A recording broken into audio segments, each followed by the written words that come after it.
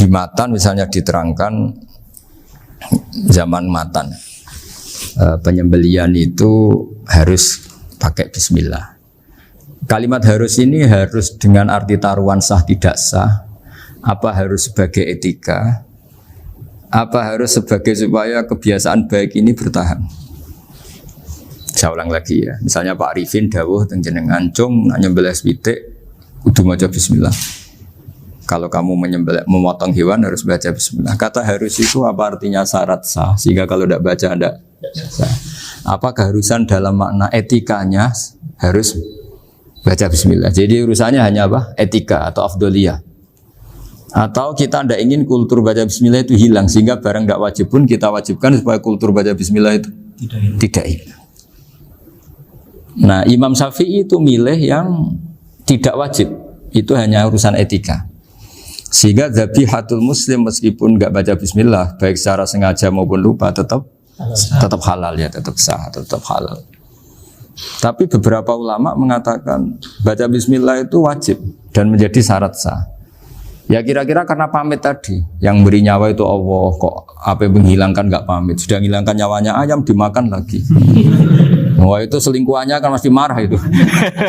Selingkuhannya, pacarnya, anaknya, cucunya itu kan marah itu. Tapi kalau pamit yang punya kan enggak. Coba kalau ayam cantik yang pas kamu sembelih itu lanangannya kan mangkel itu. Kalau kebetulan sudah tua kan karep-karepmu kan gitu. Jadi apa? Itu yang tahu Sarah. Saya ulang lagi, yang tahu Sarah, karena ini sudah jelimet. Sudah jelimet. Sehingga enggak ada kitab matan yang induk kecuali disarai. Dulu ada kitab namanya Takrib, karangannya Abi Suja.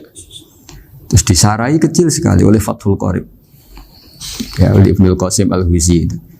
Terus disarai lagi oleh Bajuri. Jadinya Bajuri itu sudah sarhun ala sarhin warifin, ya, sudah sarhun ala sarhin, bukan sarhun ala matnin tapi sarhun ala sarhin. Nah, kenapa memang kita butuh itu? Saya ulang lagi, kita butuh itu.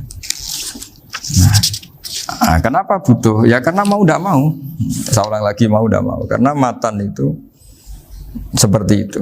Misalnya matan cerita, yang dikatakan menyembelih itu apa? Ya nyembelih itu ya nyembelih. Nyembelih itu memotong hewan. Terus motongnya dari mana? Kalau kamu motong hewan dari mana coba? Dari belakang atau dari depan? Dari mana? Depan misalnya. Pertanyaannya, ketika dari depan itu paling penting terpotong al-hulkum wal mari misalnya. Yang satu majrur to'am, yang satu majrur ruh, ya, gitu, majrur nafas. Tapi andai kan dari belakang gimana? Tapi tetap terpotong. Mulai ribet kan? Kalau kubu sebelah kan enak, pokoknya nggak sunah Rasul seperti itu, nggak mau debat. Tapi kita enggak, cara berpikir enggak gitu. Ini kan status hukumnya halal apa haram ketika ada orang motong hewan dari belakang. Nah, terus kita berdebat kan, mesti berdebat itu mau dibilang haram, nyatanya memenuhi syarat apa tadi pemotongan. Hukumnya kena, marinya kena. Mau dibilang halal, jangan-jangan pitiknya sudah pingsan, sudah mati karena dogrok-ogrok dari belakang. Nah, itu terus ulama debat. Nah, kan mungkin juga. Ya kan, pitiknya sudah setengah kena corona, pingsan terus. Ya kan, sudah pingsan terus digorok. Nah, seperti ini mau tidak mau kita harus detail. Detail artinya yang dikatakan menyembelih itu apa? Ya nanti tak bacakan tabir-tabir di Bajuriyah sekaligus ijazah untuk jenengan semua. Saya tadi alhamdulillah ketemu Pak Arifin lama, ngendikan panjang lebar tentang pentingnya ilmu. Yang dikatakan nyembelih adalah mematikan hewan yang hidup dengan kaifiyah syariah. Saya ulang lagi, mematikan hewan yang hidup dengan kaifiyah syariah. Nah, kalimat hidup ini mulai masalah. Hidup yang apa? Misalnya ada hewan, saya sering kalau ngaji cerita, ada ayam jago ketandang mobil, ketabrak mobil, kejet-kejet. Enggak kamu sembelih pun 1 menit lagi pasti meninggal. Ini kan hanya koordinasi prosedur saja. Karena prosedur ayam mati harus kejet-kejet, enggak boleh enggak langsung peletes mati, enggak boleh. Nah, pertanyaannya ketika kejet-kejet ini kamu sembelih, itu halal apa enggak? Wong andai kan enggak disembelih juga sudah mati. Artinya enggak penyembelihan ini kan tidak memberi kontribusi pematian, tapi enggak ngefek. Gitu. Makanya terus ada perdebatan. Ada hayatun mustaqirrah, ada hayatun ittiroriyah, ada harokatu masbuh. Itu kalau nggak sarah tidak bisa. Lalu pertanyaan nakalnya begini. Saya itu betul pernah ngalami itu. Wayam jago itu kan mahal, apalagi kalau Bangkok kan. Saya pas jalan-jalan sama anak saya, sama jalan-jalan mau ke pasar itu di pertolongan dua rumah. Gue sih halal tuh orang, kadang tanya orang awam, halal kata saya. Gitu. Padahal dia kan tidak disembelih ya pasti mati. Suatu saat ada yang mengkonfirmasi lagi. Saya bilang kalau kiai ya tidak pantas makan ayam gitu, tapi kalau kamu tidak kiai ya pantas saja. Daripada rata halal lo geremeng eman kan ribet. Nah sebetulnya itu dalam mazhab Syafi'i itu tidak halal karena dia sudah tidak punya hayatun mustaqirrah. Karena tadi setengah menit lagi atau 1 menit lagi pasti mati. Kan dia belum mati karena koordinasi Israel saja tetap yang ngambil itu. Tetap kan nggak segampang itu kan, tetap prosedur apa? Jalankan SOP. SOP-nya harus ada. Nggak boleh mati selonang-selonang itu nggak boleh. Tetap ada SOP kata Warikun ada SOP. Dia kalau sama saya bisa guyon kalau. Nah, tapi misalnya nanti pertanyaan, tapi dalam mazhab Maliki itu diabaikan, hayat mustaqirrah, hayat ittiroriyah, hayat itu diabaikan. Cara berpikir Imam Malik lebih matematis. Kalau nggak disembelih itu matinya berapa menit? 1 menit lagi. Gara-gara disembelih dia mati sekarang. Berarti eksekutornya ya peso itu. Ya berarti peso itu memenuhi kriteria mematikan sesuatu yang masih hidup, hewan yang hidup dengan cara syar'i.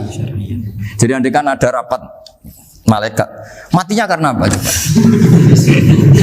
Karena peso apa karena kecelakaan? Karena peso. Ya kan? Ya. Karena kalau nggak tanpa peso nunggu 1 menit, gara-gara disembelih langsung terjadi sekarang. Nah karena hukum halal ini yang menarik dan menguntungkan. Di bab ini orang jadi Malikiyah semua. Mana maksudnya ya? Jadi kita ini sebetulnya Syafi'i pecundang gitu. Syafi'i partai politik. Jadi kalau sedang tidak menguntungkan ya kata siapa kita Syafi'i banget. Tidak juga itu. Ya, jadi karena tadi ya kalau pada level perdebatan ulama itu ada tadi ya, ada seperti itu, ada hayatun mustaqirrah, ada hayatun ittiroriyah, ada harokatul masbuh. Jadi tak baca ya supaya dapat barokahnya ulama ya. Jadi tak baca redaksinya ini di halaman, terus kitab ini saya tinggal sebagai amal saya, keluarga saya, sebagai penghormatan saya sama Habib Ali, Habib Qures, Habib Hussein semuanya, Pak Arifin dan Bismillahirrahmanirrahim. Wa'alam, ini halaman 562, ikutnya bab kitab Ahkami Sayyidi wa Dzabai. Ya, jadi nanti yang mungkin kalau beda halaman cari di babnya kalau beda halaman cari di babnya. Karena kadang beda halaman warifinnya. Kalau cetak sekarang enggak. Beda. Iya, kadang beda juz sekarang. Kayak Ikhya sekarang tuh sampai 6 juz. Zaman kita ngaji kan 4 ya. Sekarang ada yang 6, ada yang ribet cetakan sekarang ya. Di atas ada 10. Satu Ikhya itu. Hurufnya dibesarin. Ikhya biar. Iya, ada yang sama. Karena ngerti zaman akhir paling sudah agak buta huruf. Saya tuh dulu punya guru terakhum sudah sepuh. Itu baca gini nggak bisa, Pak. Jadi kalau di kelas harus dituliskan pakai spidol. Mulang Minhajul Abidin, sudah sepuh sekali. Kalau ngajar itu nggak bisa jalan, udah pakai becak. Itu yang nulis agak kurang ajar. Nulis CDE cepet bar. Jadi kadang itu itu. Beliau masih semangat, tulisannya habis. Loh kok sentek jeng. Terus ya wes ya. Jadi nulisnya di HVS baru dulu. Ya cepat selesai. Iya. Nah kalau beliau pakai kitab sudah enggak berso itu. Anak-anak wah nulis sidik benang ber. Ribet. Saya ulang lagi ya. Jadi yang mau saya baca tadi itu logika fikih ya. Fikih itu berpikir ya. Di mana-mana namanya menyembelih itu dari hidup dimatikan dengan kaifiyah syariah. Kaifiyah syariah ini tidak boleh kamu nyontohkan harus disembelih, keliru juga karena untuk hewan yang berat atau hewan liar cukup dipanah asal ma'an harodama yang bisa ngalirkan apa? Darah. Jadi makanya saya umumkan bikaifiyatin syariah Pak Arifin kan tidak harus motong kan bentuknya. Kalau hewan liar kan atau sapi kurban liar kan, sapi kurban ucul liar kan boleh dipanah, boleh macam-macam. Nah kalau tembak bisa diperdebatkan karena ada unsur api Pak Arifin. Jadi bisa debat. Meskipun ada yang bilang boleh tapi bisa debat lagi kan? Karena ada unsur apa? Api Pak Arifin. Iya. Tapi ini saya cerita umumnya bikaifiyatin syariah. Nah karena kalimat hewan hidup, ada kalimat hidup. Hidup yang apa kan pertanyaannya? Hidup yang sudah kejet-kejet, misalnya sudah koma, sudah kena corona, disentak istrinya itu. Apalagi ayamnya menyaksikan pasangannya diselingkuhi, wah itu sudah stroke itu dia. Itu. Nah itu. Makanya kalau orang suka macam-macam itu kayak ayam makanya itu. Saya baca ya. Bismillahirrahmanirrahim. Wa'lam annahu yujadu fi ibaratihim hayatun mustaqirrah, hayatun mustamirrah, harakatu madhbuh. Wa yuqalu aisyu madhbuhin. Wal farqu bainaha annal hayata al mustaqirrah yakunu ma'aha ibsarun bi ikhtiyarin wa nutqun bi ikhtiyarin wa harakatun ikhtiyariyah. Wal hayat al mustamirah ya allati tastamiru ila khurujir ruh minal jasad. Wa harakatul masbuh ya allati la yabqa maha ibsarun bi ikhtiyarin wala nutqun bi ikhtiyarin wala harakatu ikhtiyariyah. Bal yakun maha ibsar wa nutqun wa harakatun ibtirariyah ini. Wa ba'duhum farraqa bainahuma. Sampai saat terus ini. Jadi ini perbedaan-perbedaan pandangan ulama. Nah, Imam Malik itu mengabaikan semua istilah itu. Sing penting pas mbok sembelih iku kecelok urip, cara wong Jawa iku kecelok urip. Cek hayat mustaqirrah, cek ittirariyah, cek harakatu masbuh, pokoknya kecelok urip. Ane kecelok urip bisa dibilang masih hidup. Karena kalau bisa dibilang masih hidup, kamu sembelih tetap nanti rapat malaikat kira-kira gitu. Ini matinya karena apa? Karena kecelakaan. Oh, kalau kecelakaan 1 menit lagi matinya dong. Tapi kan matinya sekarang ya karena disembelih. Nah tadi saya bilang sebenarnya mazhab Syafi'i itu tidak seperti itu. Karena Imam Malik menghalalkan, biasanya penggemarnya lebih banyak. Di bab bongso halal itu kan penggemarnya masih banyak. Tapi ya sudahlah, itu masih ahli sunnah karena salah satu dari mazhab 4. Tapi logikanya juga masuk.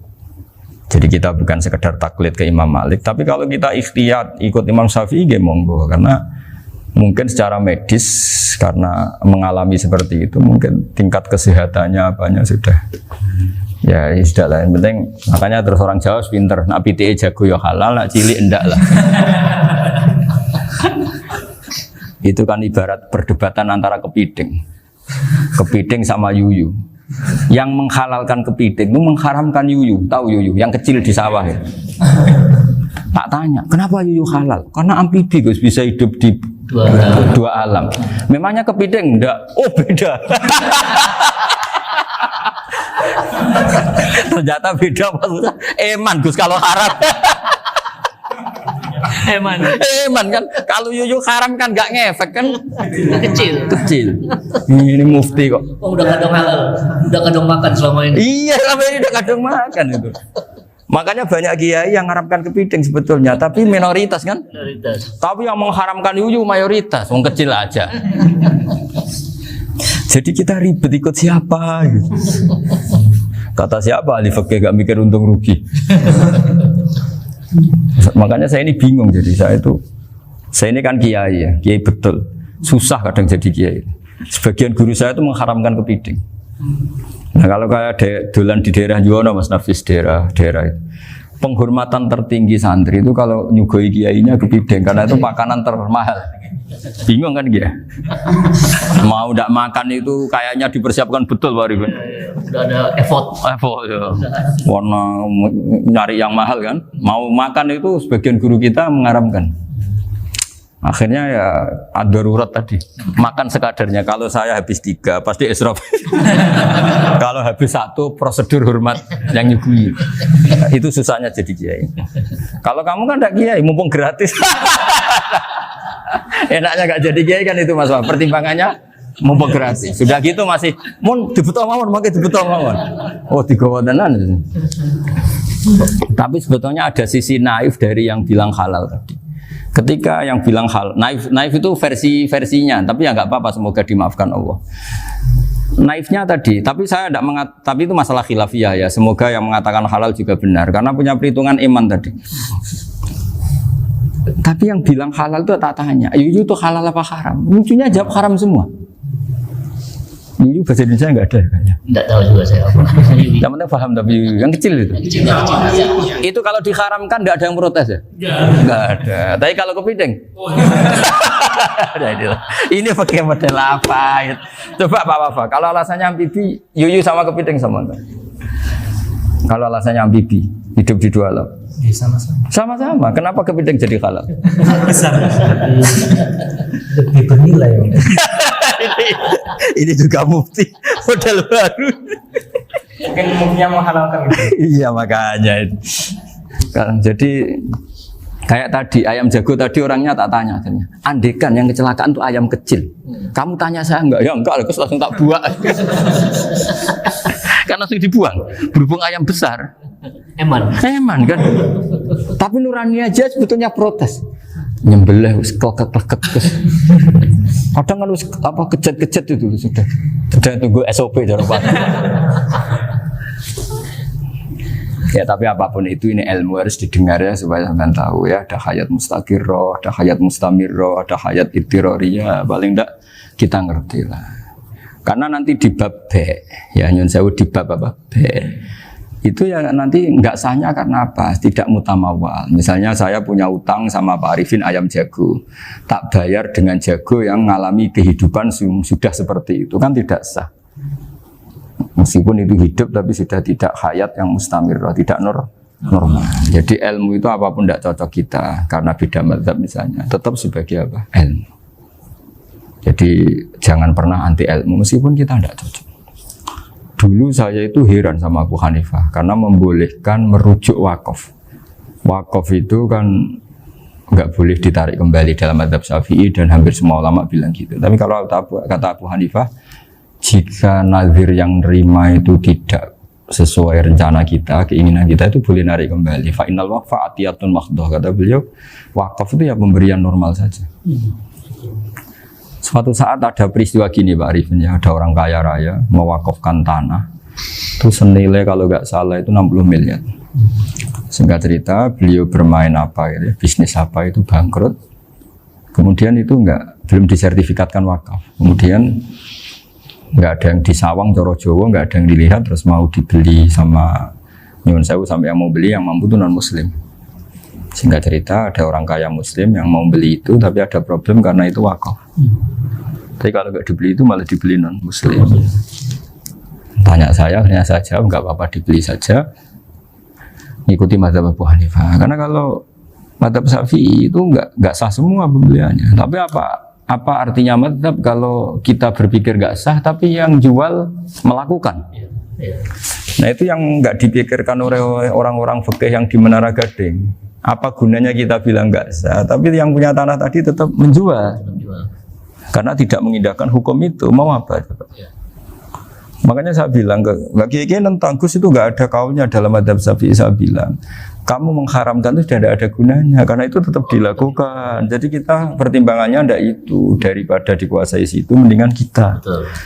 Nah itu sisi-sisi fikih. Makanya ini kita ngaji fikih tidak segampang itu memberi fatwa karena pertimbangannya banyak Pak. Dari hitam putih. Dari hitam putih gitu maksud saya, ini cerita.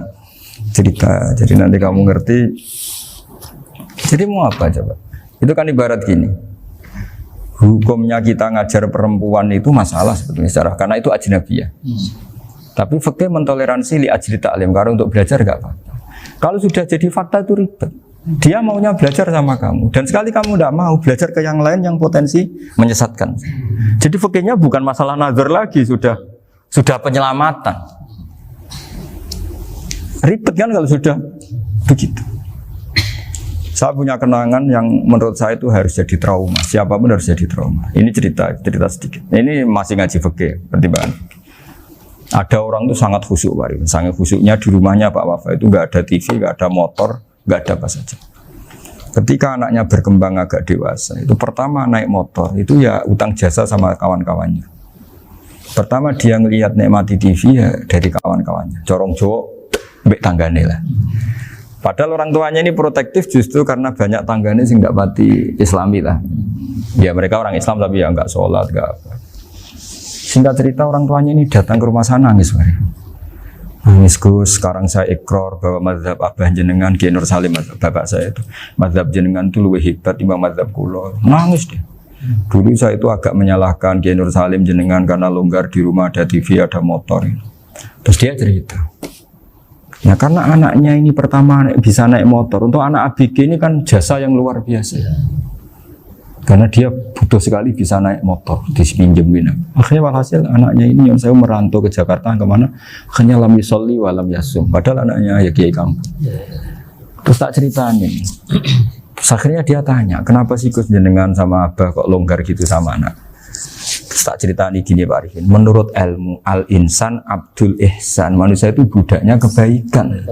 Karena utang jasanya sama anak ini, ya dia akan ainut anak ini. Sementara kenangannya mbek jenengan mbok amui. Tidak boleh. Dia baru ngakui ya Gus saya itu nyun sewu hanya khusyuk tapi kurang ilmu. Tadi dia hanya berdasar khusyuk. Bocah kok main delok TV kan pikirannya hanya gitu. Ini cerita ilmu, saya bukan menjustifikasi manapun, ini kan cerita ilmu Pak Arifin ya. Jadi semuanya itu ada hitung-hitungannya. Coba kalau kita terlalu stakung be anak pertama naik motor jasanya orang nggak sholat ya, pertama roh TV jasanya orang nggak sholat. Coba terikatnya anak ini sama kita apa sama orang itu? Sama orang itu. Bayangkan kalau umur ABG, kalau umur sak pari pun Pak Wafa ini nafsu astagfirullah kan. Gue job tua nome orang. Gaya tok, bareng tua udah khusus gue gaya tok. Aslinya namanya bodoh. Ya saya sama semuanya. Cuma saya kan lebih jujur dari biasa. Jadi orang itu harus ngitung gitu. Itu kenapa Mbah Mun tuh kayak alim alama. Setahu saya dalamnya ada TV. Putra-putra ini lihat TV. Meskipun kita tidak mungkiri negatifnya TV, kita nggak mungkiri Pak Arifin ya. Tapi tadi ketika anak-anak ABG itu pertama lihat TV jasanya tonggoni. Kalau kebetulan tanggane wong soleh nggak masalah ya. Kalau enggak, itu nangis ke rumah saya itu ya. Nyesel dia. Tapi saya bilang gini, ini jenengan tiang soleh, mesti anak jenengan suatu saat kembali. Coba pola jenengan harus rubah. Ini hebatnya Nabi. Ketika Sayyidah Aisyah masih kecil, minta diperlihatkan Li'bul Habasyah. Itu ya diturutin kan masyhur itu. Kayak apa Nabi? Karena kalau nggak diturutin, pasti Sayyidah Aisyah akan ngidolakan mainan yang lain yang di luaran sana malah. Itu karena Nabi punya kearifan tadi. Jadi ini kan ilmu, lagi-lagi ilmu. Jadi yang semua itu harus dibaca dengan ilmu. Makanya kata Nabi, ad-dunya mal'unatun mal'unun fiha illa dzikrawah wa ma'alahu au aliman au muta'aliman.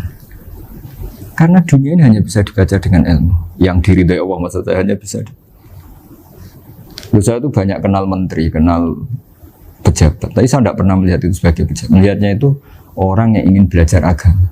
Karena sekali salah melihat, yang hidup itu tamaknya Pak Arifin. Yang hidup kan tamaknya. Saya kenal orang kaya kok melihat kayanya. Yang hidup itu tamaknya, ingin dapat ini. Tapi kalau melihat itu sebagai hamba Allah yang ingin belajar, insya Allah kita selamat dari tamak. Meskipun kita ya manusia tidak sempurna. Setidaknya ketika dia lomo atau tidak lomo, nyalami template apa tidak ngefek karena kita melihat ini mau belajar. Tapi kalau kamu didorong tamak, katanya orang kaya ternyata nggak tahu haknya kiai, ribet kan? Ribet. Ya kalau kamu punya santri cantik ya lihat itu sebagai santri kamu. Jangan melihat ini mau nggak sama saya, kalau enggak ya wah ya ribet kalau gitu. Ini anak-anak muda harus dilatih ikhlas, baru bahaya ini santri-santri sampean kalau nggak dilatih ikhlas ini bahaya. Karena ini belum punya penggemar pejabat, paling ya anak-anak yang ya tadi ABG. Jadi lah Sarah kembali lagi Sarah itu membicarakan itu detail. Jadi ya makanya kenapa orang mati yang lahir langsung meninggal itu nggak wajib disolati. Ya, alasannya fikih ya lucu. Karena dikatakan sholat mayit di mana-mana mayit itu sabakohu hayatun. Di mana-mana namanya mati itu terdahului oleh hidup. Nah ini nggak pernah hidup langsung mati. Jadi fikih itu ya kadang lucu. Ya gitu aja alasannya. Kamu nyolati apa? Mayit. Kenapa kok mayit? Jadi mayit itu namanya mayit Orang mati. Orang mati. Orang mati artinya pernah Pernah hidup. hidup. Nah itu sarah. Jadi ketika matan hanya cerita wasiktu alladzi lam yastahila, enggak pernah nangis, kayak lam yusalla alaih. Sarah bilang mergo ora tahu urip.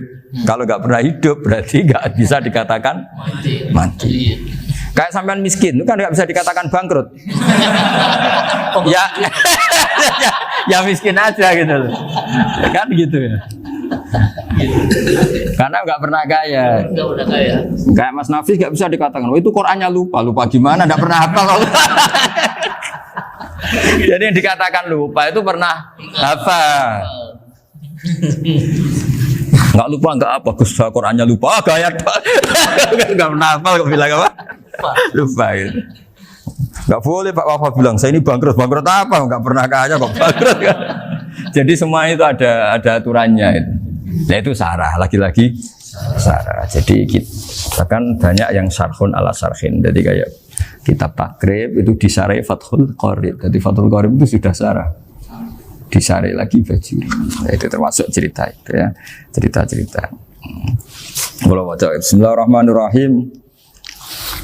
Ya, wa yakunu qad dzukira daf'atan wahidatan la fi daf'ataini. Islam tujad al hayat al mustaqira inda daf'atis saniyah. Amma idza wujidat al hayat al mustaqira inda daf'as saniyah fayakhilu al masbuhu aidan. Fasartu wujudul hayat al mustaqira fi ibtida'il wati akhir marrah. Wa makharu dzalika inda tulil fasli wa illa fala rafa'a sikina wa ada fawran aw alqaha liqawniyaka latan wa akhudha ghairaha fawran aw saqatat minhu wa akhudha ghairu halan aw qallaba wa qata abiyama bagi hal al masbuh. Jadi ini masalah sarah. Sarah itu sudah detail. Misalnya gini, kamu motong ayam. Motong ayam harus sekaligus shred jadi. Jangan sampai nyuwun sewu 2 kali. Jangan-jangan misalnya gini, ayam tak potong pas ke kiri separuh. Ya, ke kiri separuh apa hulkumnya. Pak Arifin datang, Assalamualaikum Gus Pak, waalaikumsalam, terus santai jagungan dulu. Jagungan sampai besoknya itu enggak meneruskan. Bareng-bareng malah salam, ingat lagi ayam saya ini.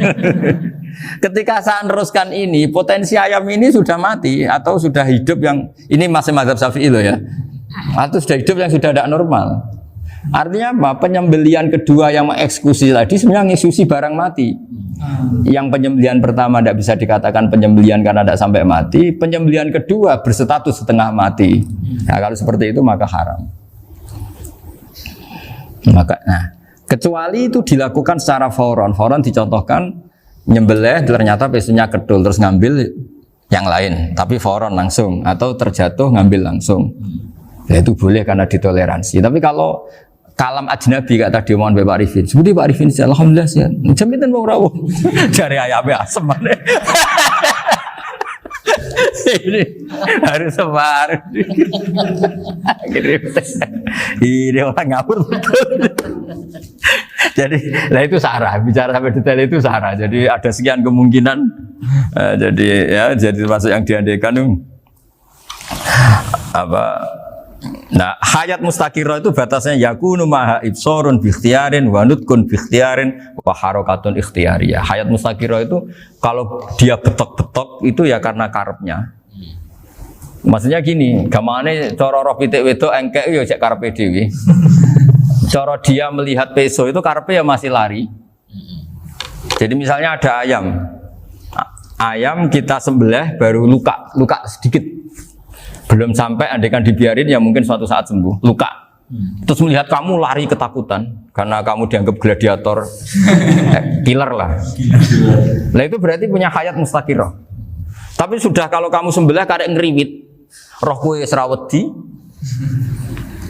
ya kan?